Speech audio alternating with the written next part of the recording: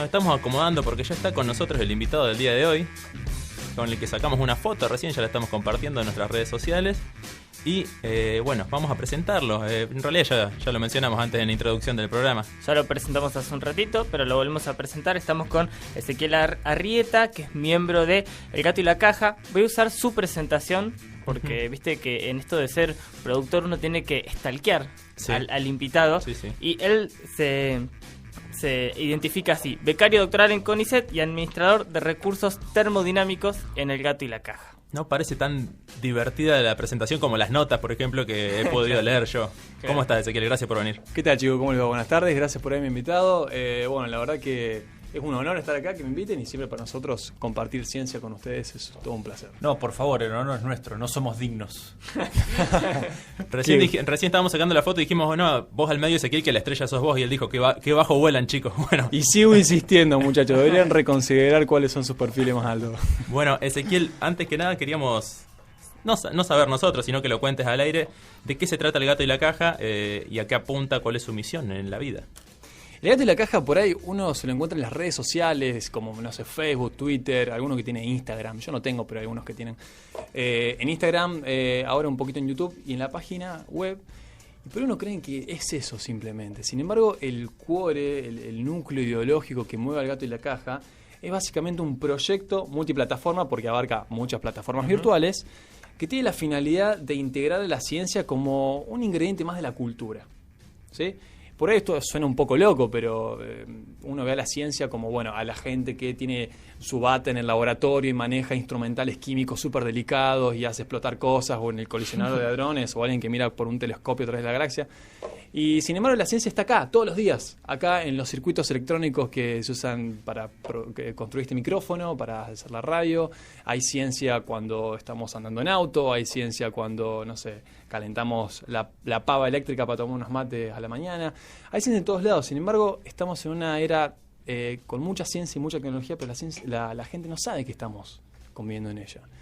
Entonces nuestra idea es tratar de hacer entender de que la ciencia puede ser un ingrediente de la cultura tal como es la música o el arte. No hace falta ser un guitarrista prodigio para poder disfrutar un disco de Pink Floyd. No hace falta ser un escultor para poder disfrutar de una obra de arte, ¿no es cierto? Pero sí pareciera que habría que saber mucho de ciencia para disfrutar de la ciencia. Digo, ustedes vienen como a romper ese mito.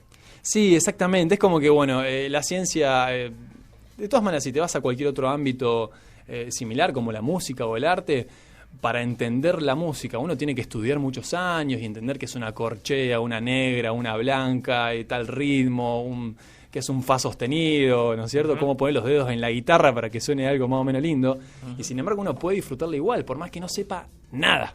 ¿Cierto? Lo mismo pasa con la ciencia. Cuando uno habla de las esferas donde se produce la ciencia, ahí sí es muy difícil, porque está todo en inglés, en revistas científicas súper recontra especializadas que no entendés nada, y por otro lado tenés que ser una persona que está metida ahí para poder entender ese idioma en el cual se maneja la ciencia, ¿no? Que está toda estructurada, que lo lees un artículo científico y tiene una parte que se llama Introducción, Materiales y Métodos, Objetivos, Claro, te fuiste. Y no entendés nada, claro, no entendés nada.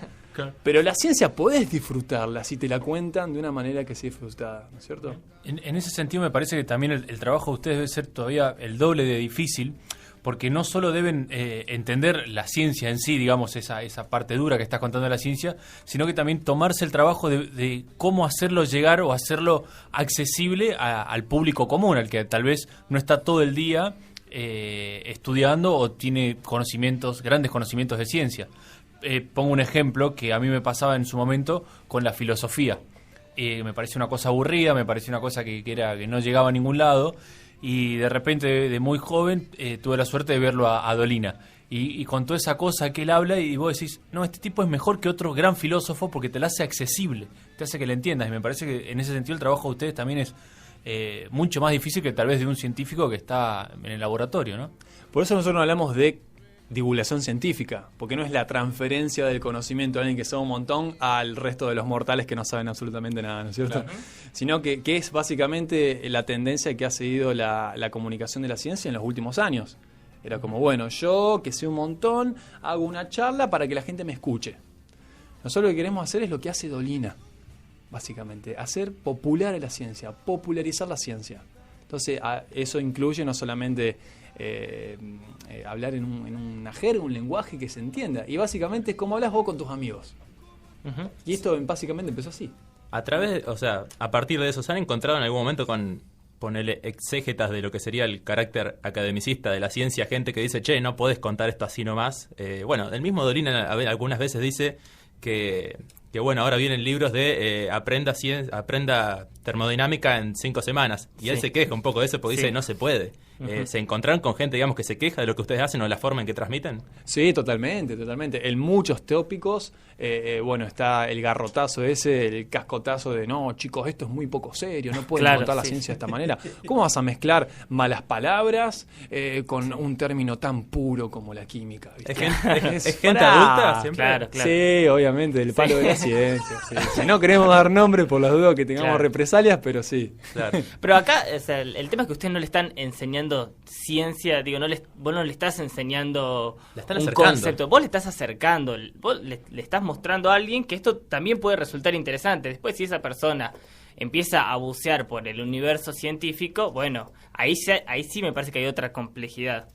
Exactamente. Adquiriendo ese conocimiento. Exactamente, digamos, cuando uno, no se encuentra, abrís la voz del interior, por así decirlo, ¿no? No es que yo la lea, por favor, no crean que yo lea la voz del interior. Sí, estamos acá preparando las armas, la artillería. Hagamos de cuenta que es un diario X. Sí.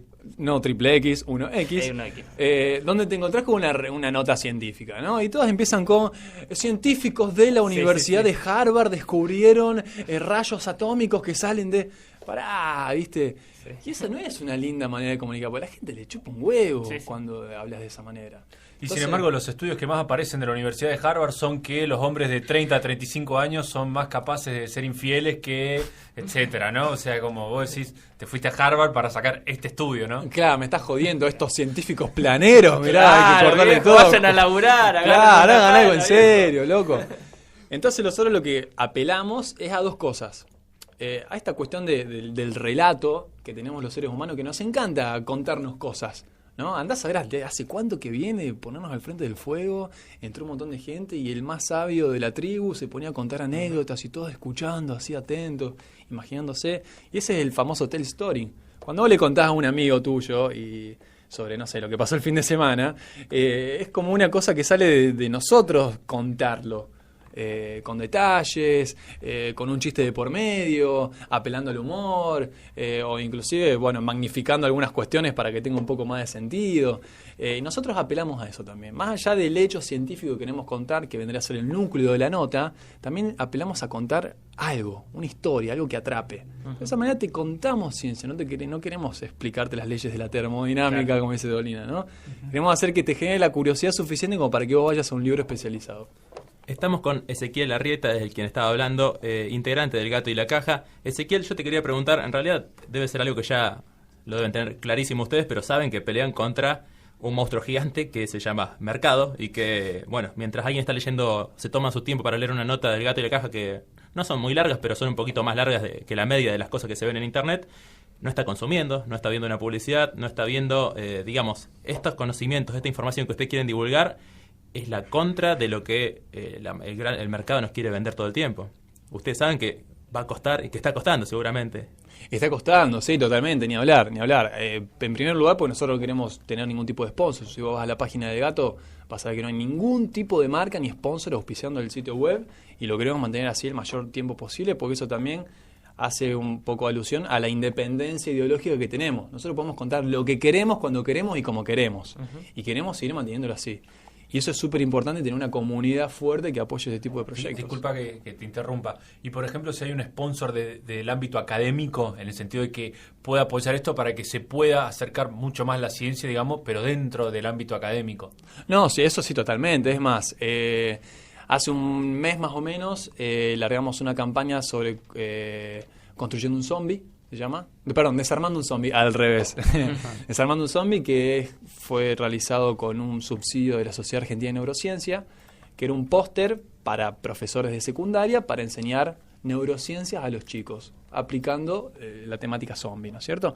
Entonces ahora también estamos tratando de aplicar a convocatorias para hacer Comunicación Pública de la Ciencia, con el Ministerio de Ciencia y Tecnología de Córdoba, con la CECIT de la UNC. Es decir, los organismos científicos tecnológicos deben comunicar lo que hacen y nosotros nos está saliendo, entonces también está bueno articular las dos cosas. La gente que tiene fondos y nosotros que tenemos ganas y recursos. Y de cualquier manera, te pregunto, ¿no? ¿Están sorprendidos de la comunidad que se ha creado a partir de este fenómeno que es el gato y la caja? Porque es mucha la gente que lee. Y también, vos corregime el dato si es que lo tengo mal, pero hicieron un primer anuario en el año 2015 que fue récord de crowdfunding en América del Sur y que hoy se cerró el segundo anuario, del año 2016, que superó las 1.500 personas aportando y comprándolo de antemano. Digo, ¿también se sorprendieron de ese número o más o menos lo esperaban? No, la comunidad está re loca, son unos manijas. rompieron todo. Nosotros en primera instancia habíamos apuntado súper alto a, decir, vendamos 1.000. Claro, como ¿cierto? mucho. Y rompieron el récord de vuelta, ¿entendés? El año pasado aspiramos a un número determinado, lo rompieron un montón de veces. Y este año se rompió la campaña bastantes veces más, inclusive. Entonces, eso nos pone en evidencia. Pasa que es un poco difícil hacer un análisis de mercado como lo hacemos nosotros. Porque por un lado estamos vendiendo un producto que, sí, es de muy alta calidad, ya sea en lo que es material, porque el libro es de excelente calidad, con un papel increíble, unos colores alucinantes, a full color, un montón de imágenes, el contenido es espectacular. Pero nosotros no somos una empresa. Claro. Somos los chicos están haciendo su doctorado todavía, yo estoy haciendo mi doctorado, somos personas del palo de la ciencia, ¿entendés? Y no nos comemos el viaje de la estrella de rock. Claro. No nos interesa de tampoco. Que hay que vender. Claro, no nos interesa ser estrellas de rock en este sentido. Nos interesa que el proyecto perdure, comunicar la ciencia y que poder generar una sociedad que tome mejores decisiones, ¿entendés? Entonces es un poco difícil medir todo este surdaje que tenemos nosotros y transformarlo en algo un poco que sea vendible, ¿entendés? Uh-huh. Es como que, no sé, Karl Marx estuviese haciendo campaña de publicidad con el Capital, ¿viste? Una cosa así. Vendería muchos anuarios, creo yo, sí. ¿Y cómo les cae Paenza en ese sentido?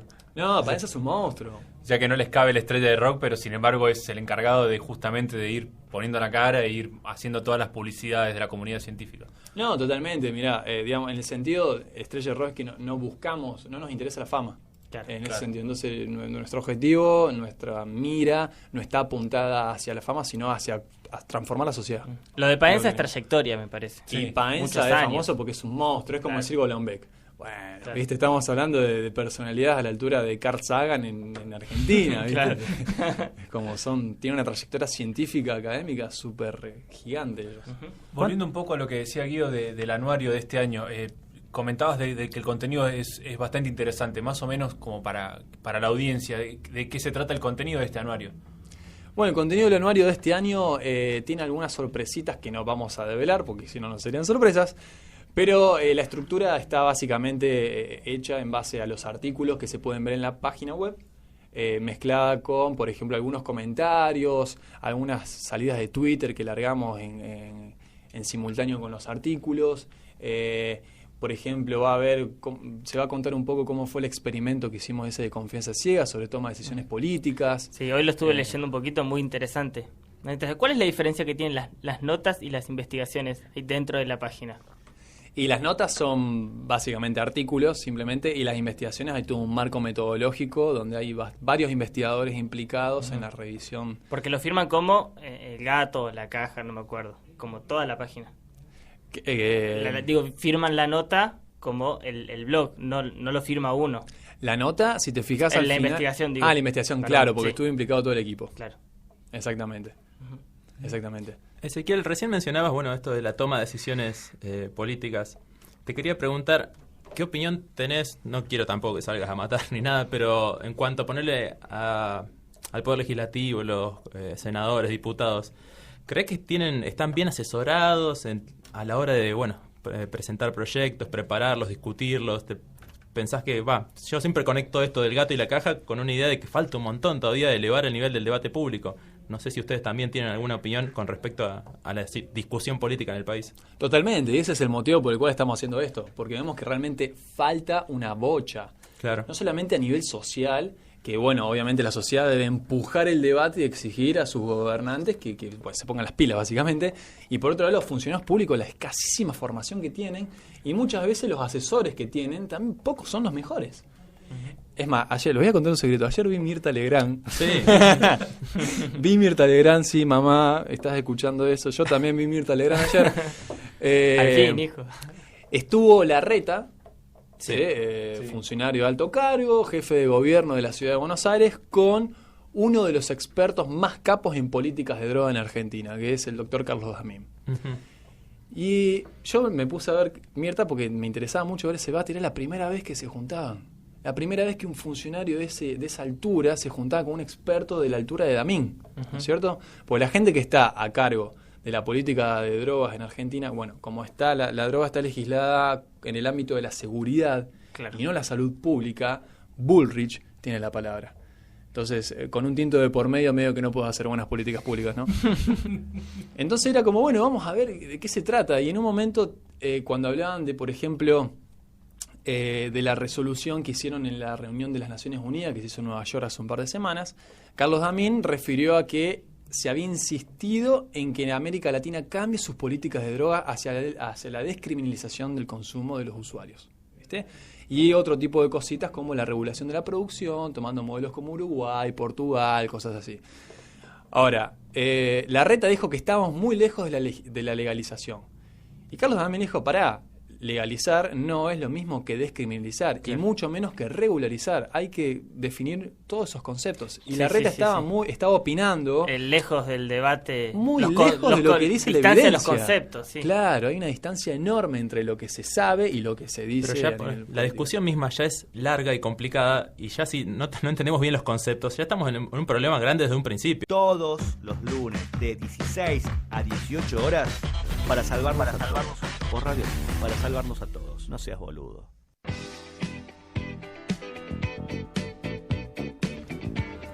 ...16:46, seguimos en Para Salvarnos a Todos, nuestro tercer programa en Radio Leaf, radiolif.com, la radio del Sindicato Regional de Luz y Fuerza. Seguimos con Ezequiel Arrieta, integrante del Gato y la Caja. Habíamos tocado por arriba, recién entrado un poquito al tema de lo que fue, todo el tema drogas en nuestro país, a partir de la tragedia que ocurrió en Costa Salguero, en la fiesta Time Warp, ¿era el nombre? Sí, Time Warp. Ezequiel, yo creo que venís hablando bastante en los últimos días de esto, pero ¿te interesa el tema desde antes? ¿Siempre te interesó? Leí la nota que escribiste. Sí, digamos que la política de droga es un tema súper interesante y muy candente, no solamente porque es un tema de debate académico hoy en día, ¿viste? Muy reñido y con bastante evidencia científica, sino que también es un tema con mucha carga social, por ahí uno no se da cuenta, por ahí unos hablan, la gente que no sabe, vos le hablás de política de drogas, de descriminalización, de legalización, y piensan que, todos estos faloperos drogadictos Sí, que sí. quieren que haya droga para todos, ¿viste? Que va a ser una anarquía. Y es lo primero que se piensa, claro, y esto tiene que ver con un montón de cuestiones de cómo se vive en América Latina las drogas, que a diferencia de Europa o de Estados Unidos, acá en América Latina los distribuidores de drogas son personas de muy bajos recursos que se ven, digamos, metidas adentro de ese mercado del micromenudeo que se le llama, los pequeños comerciantes, digamos, lo que tiene un poquito de porro, un poquito de merca, el que vende Paco, así, y son personas en situaciones muy vulnerables, además de que el narcotráfico mueve poderes económicos súper fuertes al punto de que llegan a ser narcoestados, como en el caso de México, o en el caso de Colombia en un momento, Bolivia también, Honduras. Entonces estamos viendo que en realidad esto no es una discusión de blanco y negro como si fuese la Biblia, sino que es una cuestión de evaluar el costo-beneficio, ¿cierto? Así que es súper interesante para debatir. Es una palabra fea que se ha usado mucho en los últimos meses, pero hubo un sinceramiento de la gente con el tema de el problema está, bueno, ¿qué hacemos? Claro. Y también está esto ahora presente de una política de reducción de daños, porque no podemos eliminar esto. ¿Qué te parece? Bueno, en realidad medio que ya lo dijiste un poco, pero en la decisión de Larreta de suspender las fiestas electrónicas en Buenos Aires. Tengo como una situación encontrada. Para mí, por un lado, prohibir es absurdo, porque, bueno, está bien, lo que hicieron fue prohibir las fiestas masivas, ¿no? Donde se conglomera un montón de gente. Sí. El tema radica en que no estamos avanzando, porque en lugar de prohibirlas deberían respetarse las leyes, que es básicamente que los organizadores de este tipo de eventos respeten las normas de seguridad que tienen que estar en cualquier tipo de eventos. Claro. Entonces ya de por sí prohibirlas es como cortarle la diversión a un subgrupo de la sociedad tan importante como no sé, la gente que va a ver fútbol, ¿viste? Y que simplemente las muertes, que fue en Time Warp, Sí, a mí tampoco me sale muy bien. Time Warp, Sí. fueron causa por el prohibicionismo. Claro. Yo estoy totalmente convencido que las muertes de estos pibes fue causa por la política actual de drogas, y no porque ellos se hayan pasado de droga, ¿viste? Por así Sí, decirlo. también porque sean consumidores. Digo, hay un problema con la palabra droga porque parece que engloba un montón de cosas y no nos permite discutir los efectos particulares de cada una de las sustancias. Digo, droga suena muy a que, bueno, pero ¿qué droga? ¿Por qué? ¿Qué droga? ¿Qué droga? ¿Cuándo? ¿Con qué efecto? Totalmente. Es como droga, ya está. Se lo dejemos a Mirta, la palabra droga. Nosotros hablemos con propiedad. Agregando un poco a lo que decía Guido, justamente con este tema, diversas discusiones se han suscitado en diversos grupos de amigos, y esto también tiene que ver un poco con esto de qué hace el Estado, ¿no? De que el tema nunca se trata, nunca se debate, nunca se discute, está siempre ahí, debajo de la alfombra, y cuando pasa una tragedia como esta, ¿no? Ahí recién, bueno, el tema está, ¿cómo lo vamos a solucionar? ¿No te parece también que hay una falta de educación y de información al respecto, digamos, ya sea desde los que no consumen, los consumidores, distribuidores, todo al respecto, que lleva a que, digamos, al resultado final, en este caso, de lo que pasó en Costa Salguero? Sí, totalmente. Mirá, entender la política de drogas actual requiere hacer un análisis histórico del uso de drogas por el ser humano. No estoy hablando de hace millones de años, ¿no? Sino cuando empezó todo este tema de la legislación, del prohibicionismo, que fue hace un poquito más de 100 años, y todo está impulsado por una cuestión moralista de la ultraderecha conservadora de Estados Unidos, ultraderecha católica de Estados Unidos, que porque, bueno, siguiendo fines puritanos del protestantismo, que era la religión dominante en ese momento en el sur de Estados Unidos, era como que, bueno, nuestra actitud xenófoba y racista hacia los negros, hacia los chinos, hacia los mexicanos y todas sus costumbres, consumo de opio en los chinos, consumo de merca en el caso de los negros, consumo de marihuana en el caso de los mexicanos y consumo de alcohol en el caso de los jóvenes descarriados, ¿viste? Entonces, este tipo de política fue impulsada por esta cuestión moralista. Pero si tenemos una mirada histórica, el ser humano siempre ha consumido drogas y siempre va a consumir drogas. Entonces tenemos que asumir, por un lado, que las sustancias psicoactivas, ahí tenemos el término correcto, las sustancias psicoactivas están y van a seguir estando y forman parte de este mundo. Porque han evolucionado con los seres vivos. No solamente con nosotros, hay consumo de sustancias psicoactivas en otro tipo de animales. Y es muy interesante el análisis evolutivo de esta cuestión. Pero entonces es afrontar ese hecho. Bueno, loco, las drogas existen. ¿Cómo hacemos para generar políticas acordes a esto? Claro. Es como el sexo, ¿no? La educación sexual. Claro, cual. el más puritano te dice, no hay que tener sexo, el celibato, después el casamiento. Para evitar las enfermedades de transmisión sexual. Exactamente, ¿viste? Y la posta está en enseñar la educación sexual desde la infancia. Vos sabés que hay algo muy curioso en relación a eso. Yo la otra vez estaba viendo el programa de John Oliver, un tipo allá en Estados Unidos que hace, bueno, la verdad que informes muy buenos sobre distintos temas. Era un programa sobre educación sexual en el que hablaba que, no sé, algo así como en 2 estados de Estados Unidos es obligatoria la educación sexual, en la educación de los chicos, pero en 6 estados de esos 12 la educación no podía ser precisa. Lo cual John Oliver se cagaba de risa porque dice... ¿Precisa qué es? No podés informar de la mejor con datos certeros. Papá tiene una semillita. Claro, no sigue, la específico. Sigue la mitología. Hablemos de la cigüeña, Claro. como educación sexual. Claro. Y bueno, ahí te das cuenta un poco de cómo, de esto que menciona Ezequiel, el tema de que la falta de información es lo que ocasiona un montón de estos problemas. Por ejemplo, los pibes de esto... Me parece que si sabían más o menos con cómo se podían drogar, capaz que estaban vivos hoy, ¿entendés? Si estos pibes sabían cómo les podía llegar a afectar eso que estaban tomando. Sí. Y también hablar también, digo, de las condiciones del lugar.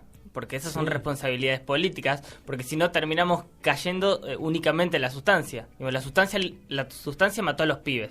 Bueno, qué sé yo, no había ventilación en el lugar, en las fiestas te cobran la botellita de agua 80 mangos, de 500 mililitros te la cobran 80 mangos, entonces también hablar de esas responsabilidades políticas, con una herida de Cromañón que está ahí también latente y que todavía no están claras las cosas sobre qué pasó. Así es. Acá hay, voy a aclarar que el agua no hubiese ayudado en nada. No. Ahí va. El agua no hubiese ayudado en nada, eso vamos a dejarlo claro. Acá sí, evidentemente hubo una intoxicación con una sustancia, se llama parametoxifenilanfetamina, que se la vende como éxtasis, pero no lo es. Te venden gato por liebre, básicamente, ¿viste? Claro. Y esta es una de las problemáticas que tiene el prohibicionismo, justamente. Al ser prohibidas y no poder ejercer controles oficiales sobre las sustancias que se comercializan, el usuario está en potencial peligro constante para su salud porque no sabe qué es lo que está consumiendo. ¿Entendés?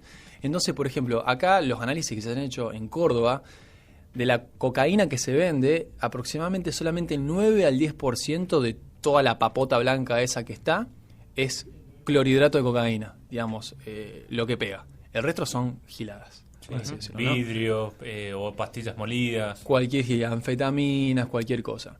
Entonces también tiene que ver con el modelo de reducción de riesgos y de daños. Claro. Es decir, vos cuando tenés una sustancia que es muy conocida, tenés muchos estudios por detrás que nos permiten entender cuáles son los efectos que producen, entonces uno puede llegar a considerar, recomendar algún tipo de dosis segura a aquella persona que ha decidido consumir alguna sustancia. Entonces, por ejemplo, yo te digo alcohol. Che, bueno, mirá, resulta que si tomás, te bajás una botella de vodka vos solo, me parece que vas a pasarla muy mal. Entonces, beber con moderación, ¿no? En el caso de el éxtasis, el LSD o la psilocibina, que no se conocen, bueno, en el caso del MDMA, el éxtasis sí, pero en el caso de la psilocibina y el LSD no tienen dosis tóxicas y están bajo las normas más estrictas de regulación. Sin embargo, al no conseguirse, al no comercializarse LSD o psilocibina pura, porque bueno, básicamente prohibicionismo, nunca sabes si lo que te venden como LSD es LSD. Entonces la gente, por creer este tipo de cuestiones, el LSD no es tóxico, se clava 2 pepas y se termina muriendo porque era otra cosa. Claro. ¿Cierto? Entonces el control de calidad también es un tema súper importante para hablar en el tema del prohibicionismo. Y esto ya nos lleva a un debate súper interesante que es la regulación del mercado. Claro. ¿Qué hacemos? ¿Se estatiza o se desarrolla normas ISO 9001 de droga? ¿Viste? A mucha gente le hace ruido que el Estado regule la producción del éxtasis. Que está bien, puede sonar extraño, pero en lo que hablamos recién, el problema no se elimina por ocultarlo. Eso o le por iba a preguntar. negarlo. Yo siempre pongo un ejemplo en este caso, disculpa, Sí. que pasó en Suiza en los 90, siempre viste la gente que toca de oído es como no, Suiza es el mejor país del mundo, etcétera, ¿no? En Suiza en los 80 y los 90 hubo una fiebre por la heroína y había gente inyectándose heroína en las plazas, en espacios públicos. Era tanta la fiebre que existía por la heroína y no estamos hablando de un cigarrillo de marihuana, no, gente inyectándose jeringas en las plazas sin ningún problema mientras le pasaba un tipo de traje al lado para ir a trabajar, y el Estado decidió regular la producción de heroína y la regularización también del mercado de heroína dentro de Suiza, y hoy en día la gente que trabaja a lo mejor en uno de los mejores bancos del mundo tiene un tiempo, porque se convierte en adicto, le dan un tiempo en el trabajo para que vayan y le inyecten una dosis controlada de heroína y que esa persona pueda seguir, digamos, viviendo con su adicción, pero sin tener que ir a comprar, sin tener que digamos, estar en peligro por alguna enfermedad de transmisión sanguínea y todas esas cuestiones, ¿no? Y es un ejemplo para mí bastante viable que se podría tomar como un caso a seguir. En conexión a lo que está diciendo Carlitos, te quería preguntar, vos recién hablabas de la estatización, las leyes ISO que pueden llegar a ver. ¿Crees que es factible eso? ¿O crees que estamos a años luz? Yo creo que estamos a años luz, al menos yo. Y es un poco, es una afirmación un poco arriesgada de decir, Claro, ¿no? sí. Tenemos un país vecino como Uruguay que lo está implementando de una manera totalmente exitosa, ¿cierto? Si es factible, la verdad que no lo sé. Es una pregunta muy interesante y me parece que está bueno que se dé el debate de si es factible o no hacerlo. Por lo menos empezar con algún tipo de drogas como la marihuana, donde por empezar se puede descriminalizar el uso y el autocultivo, y de esa manera la gente ya no tiene que acceder al narcotráfico para poder consumir marihuana, puede consumir la suya, por así decirlo. Y después el Estado puede, ya que tenemos un país tan grande en agricultura, tierras súper fértiles, se puede dar la concesión a ciertas personas para que produzcan una determinada cantidad de marihuana y crear una red de farmacias en Argentina que estén adheridas a la venta. Se desprenden 1000 preguntas todo el tiempo cuando habla Ezequiel. ¿Crees que vos crees en la diferencia entre drogas suaves y drogas duras? No es creer. Es una tampoco. categoría Claro, quizás un poco la categoría. gruesa, ¿Sos amigo de esa categoría? Soy amigo de la escala de daños. Ajá, que es otra cosa. Es otra cosa. Cuando uno habla de drogas blandas o drogas duras, es como que uno tiende a pensar que el tabaco y el alcohol son mucho más amigables que la heroína. Exacto. Y en realidad pasan unas cositas un poco locas, porque la nicotina, el cigarrillo, es la sustancia más adictiva. Tiene un nivel de adicción igual que la heroína. Entonces, ¿de qué estamos hablando de drogas blandas y duras? ¿Viste? Claro. David Nutt es un psiconeurofarmacólogo. ¡Wow! Alto Qué título. difícil. Lo pude decir todo seguido, me siento muy así bien. se presentó en la casa del suegro. Hola, soy Hola. psico. El chabón es un capo en políticas de droga y estas cuestiones. Y el loco en el 2007 elaboró una escala de daños que básicamente es, bueno, las drogas pegan multifactorialmente, tanto al individuo como a la sociedad. ¿Qué pasa si hacemos una evaluación y le asignamos un puntaje de acuerdo a la estadística que tenemos a cada daño de las drogas? Entonces, el alcohol, ¿con cuántas enfermedades está relacionada? ¿Cuántas muertes produce? ¿Por accidente de tránsito? ¿Por suicidio? ¿Por violencia doméstica? ¿Cuántos robos? ¿Cuánto, qué sé yo, lo que sea? ¿Cuánta contaminación ambiental se produce por fabricar alcohol, por ejemplo? ¿Cuánto produce daños a la sociedad? ¿Cuántos Daños gastos a por otros. ausentismo, no sé, laboral, porque el chabón se quedó alcoholizado en su casa, ¿no es cierto? ¿Cuántas invalideces? Así con todas las drogas posibles. El loco hizo la escala de daños de 0 a 100, ¿no es cierto? Y dio que en el top 3 estaba el alcohol, la heroína y el tabaco, ¿no? Nos vamos a la escala media, tenemos a drogas como la marihuana, por ejemplo, y el borde final tenemos a sustancias como el LSD o la psilocibina o el éxtasis. Entonces, ¿y qué tienen que ver esto? Ah, no, pero el otro día se murieron pibes. Bueno, esto no era éxtasis, era PMMA, como dijimos antes, que es otra droga de la cual no sabemos nada. Claro. Porque es sintética, porque es súper fácil de producir, porque es súper difícil de encontrar.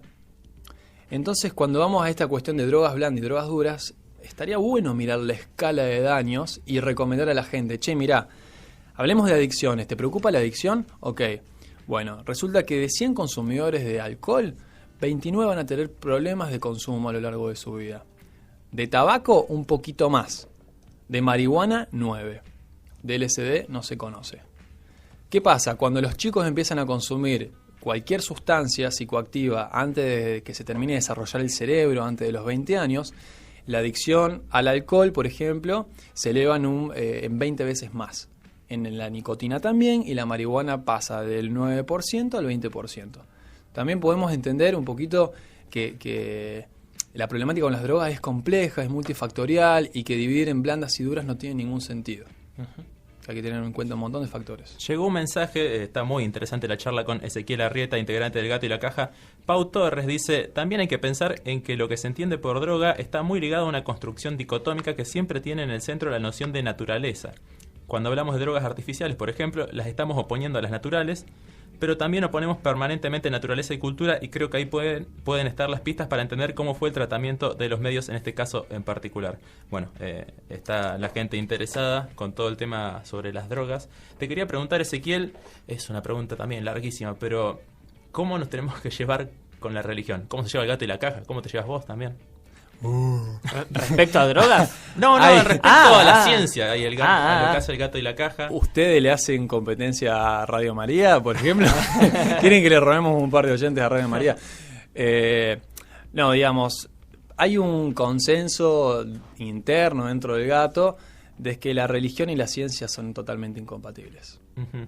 Pensamos que el pensamiento religioso, tanto como el pensamiento mágico, es totalmente incompatible con el pensamiento científico. ¿Que puede convivir el pensamiento religioso y el pensamiento científico en algunas áreas de la vida en la misma persona? Sí, se puede. Conozco muchos investigadores que son excelentes investigadores o que lo han sido y que también son religiosos. Ahora, si querés llevar el pensamiento científico a toda tu vida y usar los filtros de la ciencia para ver la realidad, entonces ya la religión se empieza a diluir un poco. José Pablo Feynman, sacando un poco de conceptos de Heidegger, uno de los grandes filósofos del siglo XX, decía esto: donde está la religión no está la ciencia, y donde está la ciencia no está la religión, porque uno tiene la religión para no entender la ciencia y tiene la ciencia para no tener que andar rezando por ahí en algún lado, ¿no? Exactamente. Lo que propone la ciencia es simplemente, en vez de dar alguna explicación sobrenatural, invisible, indivisible, indistinguible de cualquier tipo de método de experimentación, te dice, usemos la palabra no sé, que también está bueno. Ujú. ¿Qué pasó antes del Big Bang? No sé, capaz que nunca lo sepamos, pero si no hacemos la pregunta no sé, no vamos a tener la motivación para conocerlo. Igualmente mi pregunta era cómo nos tenemos que llevar y no qué pensás de la religión por el tema de que, bueno, vivimos en un país eminentemente católico, creo yo, o sea, no creo que los números también lo dicen, y me parece que pelearnos sería tonto, o sea, acercar a la ciencia no nos va a servir, va a ser más difícil todavía si nos alejamos del religioso o el que cree o que tiene fe. Eso, No, totalmente, a eso totalmente. apunto. No, me parece que es totalmente absurda la pelea. La cruzada se la dejemos a ellos. Ya lo han hecho Ahí va. ellos, no tenemos que hacer lo mismo a nosotros. eso quería apuntar. Lo que tenemos que hacer simplemente es definir cuáles son las bases del debate. ¿Qué vamos a usar para debatir? Vos lo que hagas con tu vida personal, no tengo ningún problema, hacé lo que quieras. Podés rezarle a los dioses que vos te parezca, querés usar piedras de cuarzo para mejorar tus niveles energéticos, hacelo. Querés tomar homeopatía, hacelo. Pero tenemos que legislar para toda la población, usemos la mejor evidencia científica disponible. ¿Por qué? Porque la ciencia funciona. Ujú. Hablamos alguna vez, no fuera de este programa, pero sí de otro programa en el que nos cruzamos y hablamos de psicoanálisis. Y me acuerdo que me quedó muy marcada esa charla porque no eras muy simpatizante del psicoanálisis ni de la teoría de Freud. ¿Puede ser? Sí, no lo soy. No lo sos. Abiertamente. Me declaro anti... Sí. Si el psicoanálisis es una ciencia, ¿dónde están sus experimentos? ¿Por qué no se relaciona con otras ciencias? Tráiganme los experimentos de psicoanálisis, por favor. Medio Sheldon Cooper esa postura, ¿no? Donde trata a la geología y alguna vez a los psicólogos como hippie, porque no hay estadísticas ciertas. Guarda, no mezclemos psicoanálisis con psicología, porque existe la psicología basada Claro. en la evidencia, como la psicología cognitiva, conductual, la Gestalt. Bien, una última cosa, como para cambiar rotundamente de tema, también acá nos llega un mensaje de Twitter de M. Giraldes, que piden por favor que ese Arrieta no se vaya sin decir nada sobre vegetarianismo. Sí, no entendí muy bien la palabra, no sé, no. Es Maxi Giralde, le mandamos un saludo también. Un abrazo grande a Maxi, campeón de la cultura libre. Imítenlo alguna vez a la radio, él está haciendo radio en El los año pasado nos SRT. visitó. El año pasado nos Un visitó. maestro, Maxi, le mando un abrazo gigante, lo quiero un montón. Bueno, no sé, ¿quieren que hablemos sobre eso? No sé, ¿tenés algo para decir sobre el vegetarianismo? Tengo un Tiene montón mucho para para decir decir. sobre eso. ¿Diste Una una charla que dice por qué tenemos que comer menos carne? ¿Un TED? ¿Puede Sí. ser? Bueno, Exactamente. me parece que lo vamos a tener que invitar otro día para hacer. Mira, tiranos un dato nada más. No, Alguna ¿cómo un cosita. dato? Y Tiranos porque si no, me una parece frase que vamos hasta épica. las 7. Pará, tiranos una frase épica, Claro. tenés 140 caracteres. No. ¿Te Decí lo gusta? que quieras. ¿Quieren comer asado, muchachos? Sí. Cómanlo, pero sépanlo a conciencia de que está haciendo pija el planeta, básicamente. Bueno, con eso creo que tenemos titular para mañana. Gracias Ezequiel por venir. Ezequiel Arrieta, integrante del Gato y la Caja. Te esperamos en alguna otra oportunidad porque me parece que la charla daba para más, pero bueno, son tiempos radiales. Gracias por venir. Por favor, estoy muy contento de haber venido, así que con mucho gusto vengo a visitarlos otra vez, a comer bizcochitos con mate. Ahí va. Y bueno, un placer haber venido.